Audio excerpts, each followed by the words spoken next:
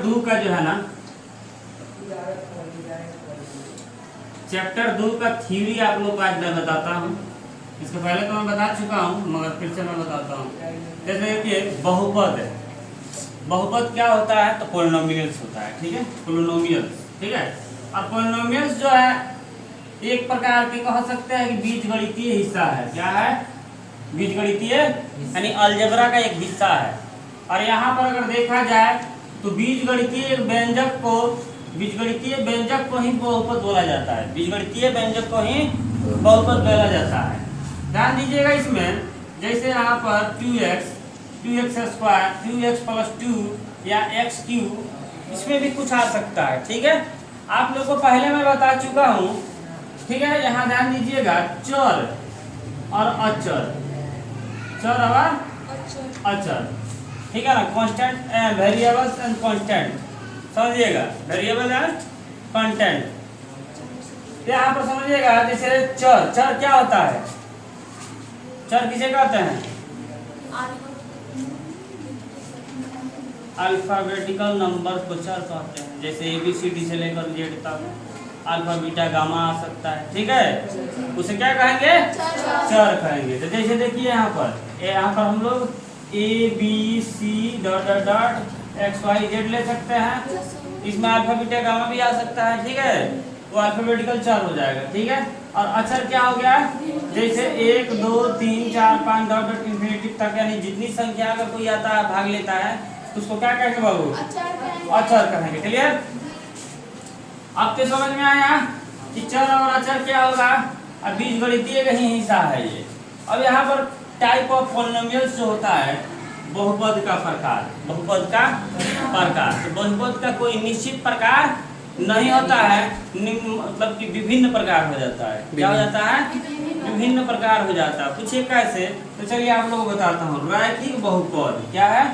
रैखिक बहुपद, तो जिसका अधिकतम घात 1 होता है, जिसका अधिकतम घात, अधिकतम घात क्या होगा? 1 होगा, वो क्या हो जाएगा? रैखिक बहुपद कहलाएगा। क्या कहलाएगा? जिसका अधिकतम घात 1 होगा उसे रैखिक बहुपद कहते हैं।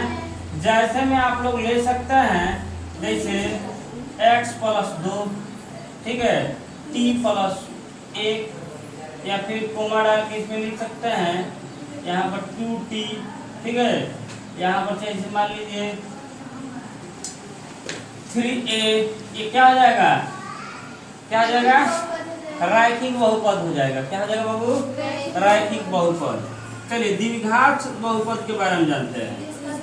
कोलिएट पोलिनोमियल, जिसका अधिकतम घात क्या होता है? जिसका अधिकतम घात 2 होता है। क्लियर? मगर कोई भी ऐसे अगर मान लीजिए आपको दिखता है, जैसे यहाँ पर व्यंजन, ठीक है, और व्यंजक में पावर, अधिकतम पावर देखना है। क्या देखना है? पावर अधिकतम 2 रहेगा, तो इसका अर्थ क्या है? द्विघात बहुपद है। क्या है बाबू? द्विघात बहुपद है, ठीक है। यहाँ पर 5t² प्लस 1 कर सकते हैं, फिर x² प्लस 2x प्लस 5 यहाँ ले सकते हैं। ये आपका द्विघात बहुपद हो गया। क्लियर? अब जैसे त्रिघात बहुपद, तो इसका अधिकतम घात कितना होना चाहिए?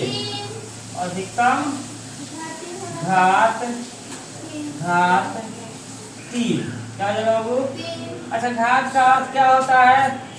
घात का अर्थ देखिए, घात, ठीक है, इसका अर्थ हो सकता है पावर। जैसे मान लीजिए कि किसी संख्या के ऊपर हम लोग यहाँ रख लिए, तो ये क्या हो गया? इसका पावर। समझ आ रहा है? समझ आ रहा है? ये आपका पावर हो गया। यही घात है। अभी बताइए, इस x का अधिकतम घात क्या है? 2 है। क्लियर? समझ रहा है ना? अब इसके साथ अब देखेंगे त्रिघात बहुपद का अधिकतम घात कितना हो जाएगा? 3। तो जैसे मान लीजिए x का पावर क्यूब केवल छोड़ दिया, इसे दे दिया, तो इसका अर्थ क्या है? ये क्या है? त्रिघात है। क्या है? त्रिघात है। क्यूबिक पोलिनोमियल्स है। तो यहाँ पर देखेंगे, इसमें कुछ ऐसे भी देता है, ठीक है, दुनिया ठिकाना कमा, यहाँ पर जो भी है तो भी ये त्रिघाते में चला जाएगा। यहाँ पर केवल मान लीजिए एक्स क्यू ही रख दे तो त्रिघात हो गया, टी क्यू रख दे, ए क्यू प्लस 2 रख दे, ईडीसी जो भी आ जाएगा आपका वो त्रिघात बहुपद आएगा। अब सुनिए ध्यान से, अब इसका हम प्रकार लिमिट क्यों नहीं बताया है, क्योंकि जैसे ही इसका अधिकतम घात यहाँ पर 4 हो जाता है तो ये क्या हो जाएगा, चतुर्घात हो जाएगा। जब यहाँ पर 5 आ जाएगा अधिकतम घात तो क्या हो जाएगा, पंचघात हो जाएगा।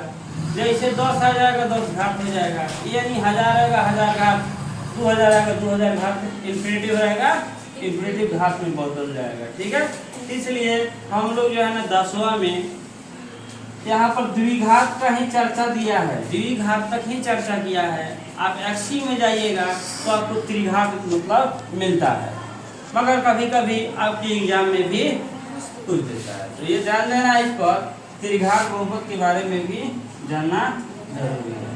सबसे पहले यहाँ ध्यान दीजिएगा कि द्विघात बहुपद होता क्या है। यहाँ पर देखिए द्विघात तो हम लोग पावर समझे हैं, केवल पावर, उसका समीकरण का बनावट जो होता है वो देखिए ध्यान से ऐसे होता है, a x square plus b x plus c, ठीक है, ऐसे करके होता है।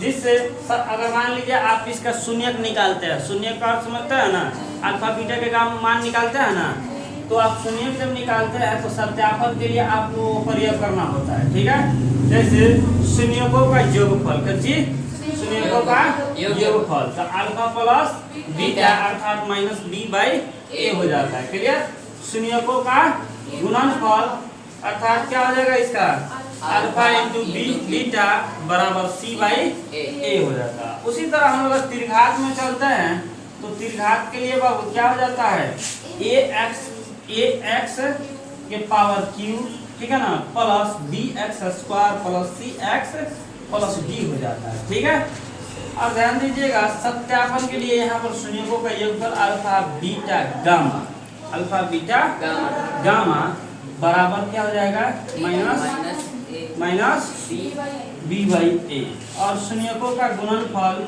शून्यकों का गुणनफल alpha beta into gamma d by a, और शून्यकों का गुणनफल का योगफल, इसमें जो है ना alpha into beta, beta into gamma, gamma into alpha, यानी सी बाई ए हो जाता है। क्लियर, और रुक जाइएगा, देखिए ध्यान से आगे भी आप लोगों को अभी चर और अचर बता दिया है। जैसे आप लोगों को साथ यहाँ पर एक 9th में कुछ बातें आप लोगों को बताया गया होगा जो एडजेक्टिव क्वेश्चन के लिए भी पूछी जा सकती है। ठीक है, ध्यान दीजिएगा 9th में आप लोगों को बताया गया था कि एक्स स्क्वायर का गुणनांक क्या होगा, तो बताएंगे हमें एक्स स्क्वायर का गुणनांक क्या है। इसमें देखिए यहाँ पर इसमें ऑप्शन में अगर मान लीजिए क्या रहेगा, ए का रहेगा, ए में, बी में रहे 2, सी में रहे -2, डी में रहे -1, तो बताइए क्या होगा। ये पूछ रहा है, यही चीज है, इसमें हम लोग फंस जाते हैं। देखिए ध्यान से, इसके साथ एक्स स्क्वायर का गुणनांक अर्थात इसके पहले में गुणा में क्या है, कुछ है दूसरा कोई संख्या नहीं है, क्या है, केवल किसी संख्या का अगल बगल और नीचे एक छुपा रहता है, अगल बगल और नीचे, ऊपर नहीं, अगल बगल और नीचे एक छुपा रहेगा। ठीक है, तो हम यहाँ पर एक ले सकते हैं। ठीक है, वो भी ध्यान देना है कि इस संख्या के आगे चर जो है ना, चर के आगे माइनस तो नहीं है, माइनस रहता तो -1, प्लस है तो +1, इसका गुणनांक होगा। तो ये गुणा में ये ध्यान दीजिएगा, जैसे मान लीजिए पाई एक्स स्क्वायर, ठीक है, तो अब इसका गुणनांक क्या हो जाएगा, पाई होगा, क्या होगा, इसका गुणनांक क्या हो जाएगा, यानी कि ये कुछ है, ठीक है, और ये लोटा कुछ समझ रहा हूँ, यहाँ पर वही होगा। क्लियर, समझ आना है। चलिए लगभग इसमें मतलब कि आप लोग को समझने के योग्य बता दिया गया। एक मिनट और रुकिएगा, देखिए ध्यान से, जैसे आप लोग इसमें आगे पढ़िएगा, जैसे 2.1, तो 2.1 में जो है ना px और yx की थोड़ा हम बता देते हैं चर्चा। जैसे यहाँ पर इसको क्या माना जाता है, कौन अक्ष, वाई अक्ष माना जाता है, एक्स अक्ष है, इसको वाई अक्ष। अब यहाँ पर हम बोले कि पी वो एक्स, पी एक्स का शून्य कितना होगा। तो आप लोग को यही क्वेश्चन कुछ बताना है कि ध्यान दीजिएगा, ध्यान से इधर, इस पर जो है ना एक्स पर कितना बार काटा है, पी एक्स जब बोलेगा तो कितना बार काटा है भाई, सर्च कीजिए, 1 2 3, अर्थात यहाँ पर 3 बार काट दिया। पी एक्स कितना बार काटा, 3 बार। तो ध्यान दीजिएगा, एक्स अक्ष में अगर जो काटा होगा वो पी एक्स हो जाता है, वो पी एक्स का शून्य हो जाएगा। अब पी एक्स का शून्य कितना आ गया, ये 3। इस तरह समझना है आपको, बता देना। और फिर देखेंगे अगर मान लीजिए वही हम यहाँ से खींच देते हैं, ठीक है, और हम पूछ दे कि पी वाई बराबर बताइए, पी वाई का शून्य क्या होगा। तब यहाँ ध्यान देखना है, ध्यान से देखना है कि भाई वाई को कितना बार काटा है, कितना बार, 2 बार काटा है, कितना बार स्पर्श किया है, कितना बार काटा है, तो कितना बार, 4 बार। तो यहाँ पर हम लोग 4 लिख सकते हैं। क्लियर, समझे।